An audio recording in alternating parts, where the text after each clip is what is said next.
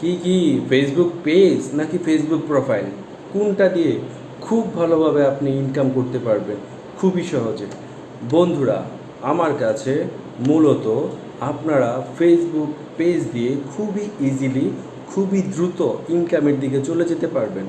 এর প্রধান কারণ হচ্ছে ফেসবুক প্রোফাইল থেকে ফেসবুক পেজ খুবই দ্রুত মানুষের কাছে রিকমেন্ডেশন করে ফেসবুকের অ্যালগরিদম।